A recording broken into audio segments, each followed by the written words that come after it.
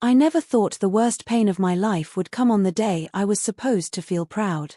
Instead of cheering for me at graduation, my parents were screaming at a football game. And hours later, when the tears were still drying on my cheeks, they called me, asking for money. My name is Harper Lane, and I swear I could feel my heartbeat in my throat as I stood in line waiting for my name to be called.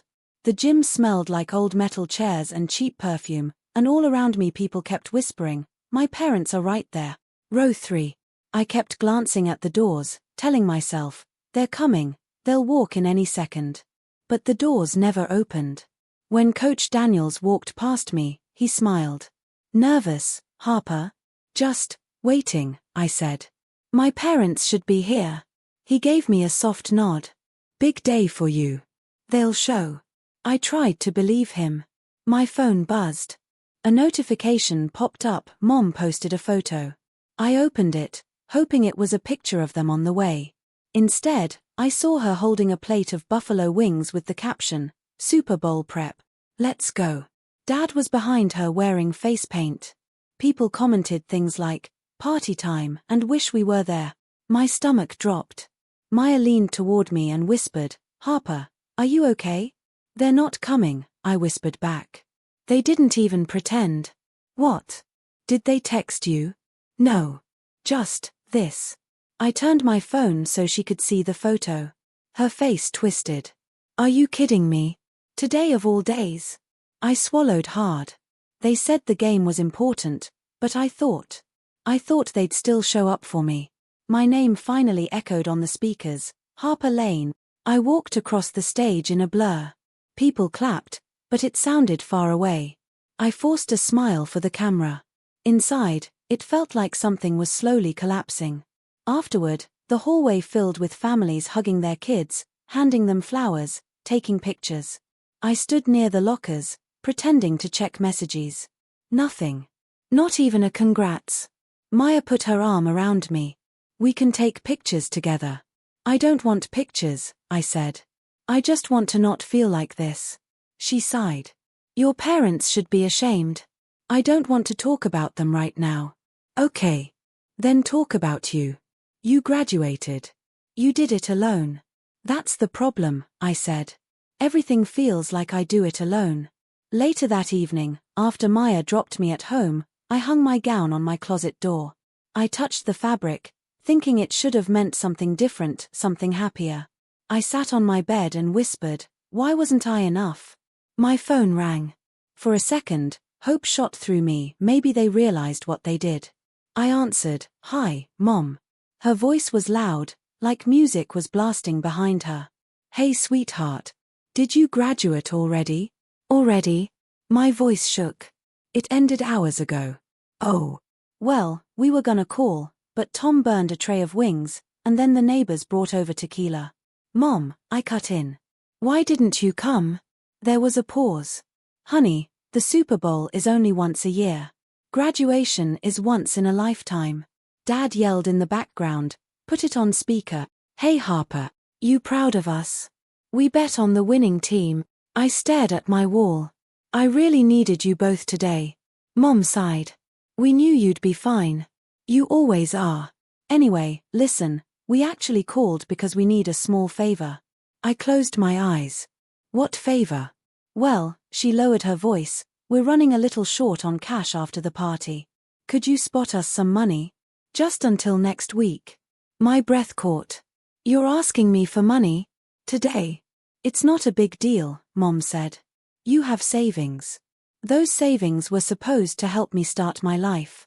Dad chimed in, "Oh, don't be dramatic. Family helps family." I felt something crack quietly inside me. "What about you helping me? Even once?" Silence. Then Mom said, "So, is that a yes or a no?" "It's a no," I whispered. "It's a definite no." Mom huffed. "Wow.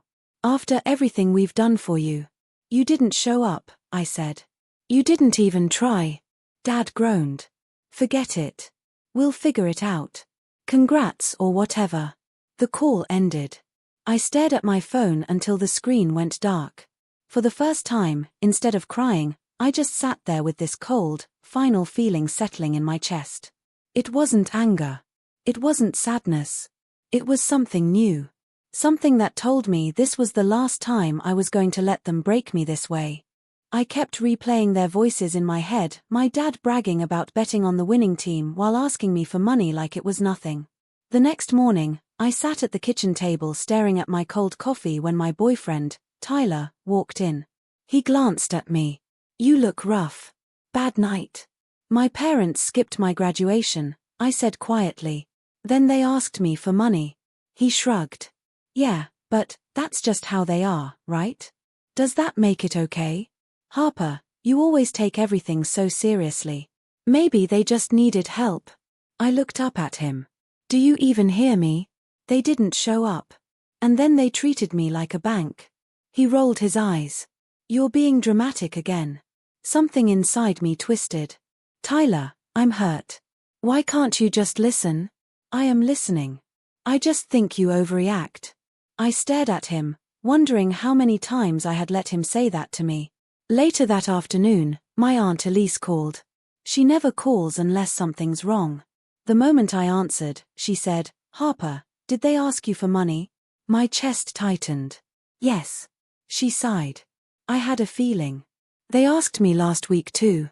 I held the phone tighter. "Why? What's going on?" "Sweetheart, they're in deep trouble," she whispered. "Tom's gambling again.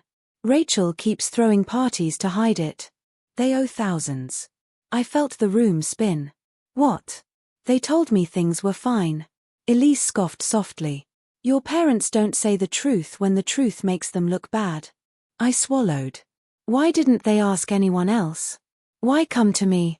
"Because you're the only one who still believes their lies," she said gently. "And because you're the only one they can manipulate." Her words cracked something I wasn't ready for. "Elise, are you serious? I've watched them do it for years. They'll drain you dry if you let them." I sat on my bed after the call, staring at the wall like it might tell me what to do. I felt stupid for not seeing it sooner. I whispered, "Why do they keep doing this to me?" Of course no one answered. That night, my parents called again. Mom started with, "Hey honey, did you think about helping us?" "No," I said. "I already told you." "Well, we talked," she said slowly, "and we came up with an idea. You could take out a small loan. It'll build your credit. Win-win." My jaw dropped. "You want me to go into debt for you?" Dad jumped in. "Don't say it like that. We're family. Families share burdens." I felt my voice shake. "This isn't sharing. This is using me." Mom snapped, "Wow. So ungrateful. We raised you." I whispered, "You didn't raise me. You avoided me." Dad groaned. "Here she goes again." I clenched my teeth. "I'm not doing it." Mom hissed, "Then don't expect us to help you with anything ever again." "You never help me," I said. The phone went silent for a moment. Then Dad muttered, "We'll talk later." They hung up. I sat there staring at my reflection in the black screen, feeling sick. Tyler walked in, tossing his jacket on the chair. "What now?" "They want me to take out a loan," I said. "In my name." He smirked. "Honestly, maybe you should. It'll get them off your back." "Do you hear yourself?" I asked. "That's insane. It's just money, Harper. It's my future." He threw his hands up. "Fine. Ruin the mood." I tried to help. "That's help." "You never appreciate anything I say," he muttered. I felt a tremor of fear, not the loud kind, the quiet kind that creeps into your bones. "Tyler, whose side are you on?" "I'm on the side with fewer problems," he said. "Yours are exhausting." I turned away so he wouldn't see the tears. But he didn't try to comfort me. He didn't even pause. He just said, "I'm going out. Don't stay up." The door slammed. I sat in the silence he left behind, hugging my knees. It hit me then, my parents weren't the only ones draining me. I whispered to myself, how did I let my whole life become this? For the first time, fear didn't feel like a passing emotion. It felt like a warning. I was folding laundry when pounding erupted at my door, loud, angry, relentless. I froze. "Who is that?" Before I could move, my dad's voice boomed, "Harper, Open this door right now. My stomach dropped. Oh God, no. Mom yelled next, we know you're in there. Don't ignore us. I cracked the door open an inch. What are you doing here? Dad shoved it wide, forcing his way inside. We need to talk. Mom followed, pointing at me like I was a misbehaving child. You owe us a conversation. And money. I stepped back. You can't just burst in. Don't start with attitude, Dad snapped. If you cared about this family, you'd help us. My heart pounded. I said no. I meant no. Mom scoffed. Unbelievable. After everything we sacrificed for you? What sacrifices? I asked. Name one. She blinked, offended. We kept a roof over your head. When I wasn't staying at Maya's to get away from your fights, I said. Dad's face darkened. Watch your tone. No, I whispered. I'm tired. Just then, the door opened again. Tyler walked in like he owned the place. He frowned. What's with the yelling? Dad pointed at me. Your girlfriend is being selfish. Mom added, she's letting us drown when she could save us with one simple loan. Tyler sighed dramatically. Harper, it is just a loan. I stared at him. You invited them here? He shrugged. They said you weren't picking up. Because I didn't want to talk to them. Dad got close, too close. We raised you better than this ungrateful attitude. You raised me to fear you, I said. And to believe love had conditions. Mom gasped. How dare you insult us like that in front of Tyler? He can leave too, I snapped. Tyler threw his hands up. Seriously? I'm trying to help everyone calm down. You're taking their side, I said. You always do. He said, because they make sense. My voice cracked. You think it makes sense to pressure your daughter into debt? Dad barked, it's our money. We raised you. You owe us. Something inside me finally split open. I screamed back, I owe you nothing. The room went dead silent. My voice shook, but I didn't stop. You didn't come to my graduation. You lied about money. You used guilt to control me. And Tyler, I looked at him, you let them. You let them hurt me because it's easier than standing up for me. Tyler muttered, you're being dramatic again. That was it. That word, I said, stepping toward him, is the reason I don't recognize myself anymore. He rolled his eyes. Oh please.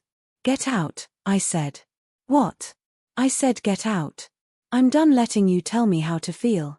Dad growled, stop acting like some victim. We need money. I don't care, I said. You don't get to storm into my home and bully me. Mom sneered, if you slam this door on us, don't expect us back. I laughed, actually laughed. You were never here to begin with. Maya's voice suddenly came from behind them. She'd been walking up the hallway. Harper. What's going on? Mom whirled around. Oh great, the friend who poisons her against us. Maya stepped forward. I don't poison her. I protect her. Dad barked, stay out of this. No, I said. She stays. All of you leave. Tyler looked stunned. You're really choosing her over us? I'm choosing myself, I said softly. Dad pointed at me one last time. You'll regret this. I already regret everything that led to this moment, I said. But closing this door won't be one of them. I walked to the entrance, opened it wide, and stared at all three of them. Leave. Mom shook her head. We'll remember this. Good, I said. So will I. They stormed out, Mom muttering, Dad slamming the wall with his fist, Tyler refusing to meet my eyes. When the hallway finally emptied, I closed the door quietly. The silence that settled afterward wasn't peaceful, and it wasn't gentle. It hurt. But it also felt like oxygen filling my lungs for the first time in years. I whispered, I'm free. I'm actually free. Maya wrapped her arms around me. You did it. I don't know what I just did, I said.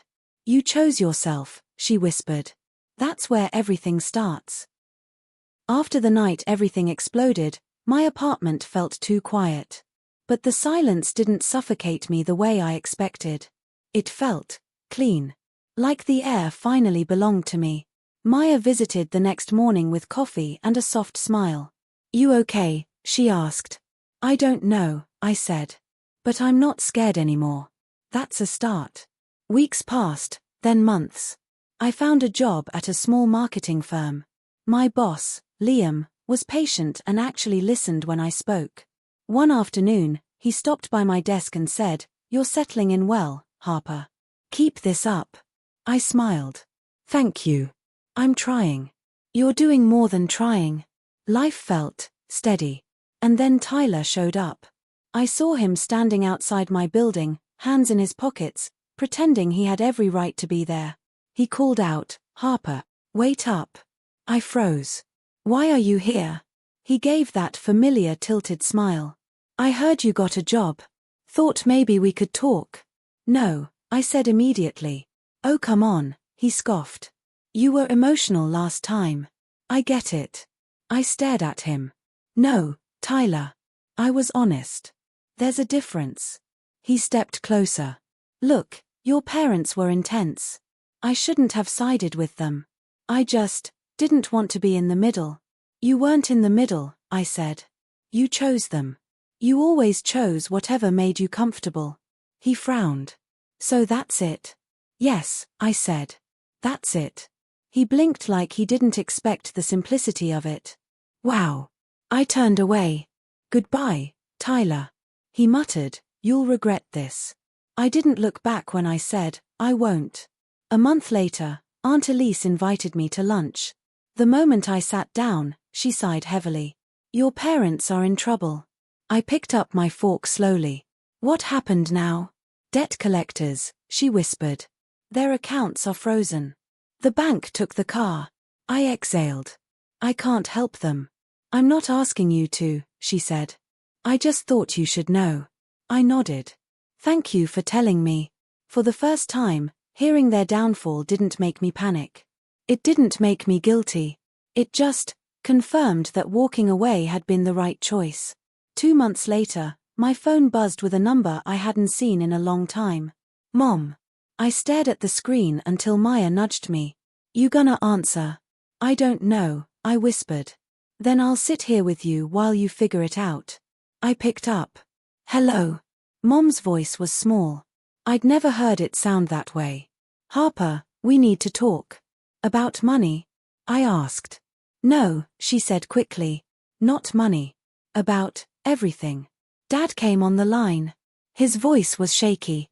"We messed up, kiddo." I swallowed. "Why are you calling now?" Mom sniffed. "Because we're scared. And because we miss you." The words didn't land the way they used to. They didn't crack me open. They didn't win me over. They just sounded like words. I said quietly, "You hurt me."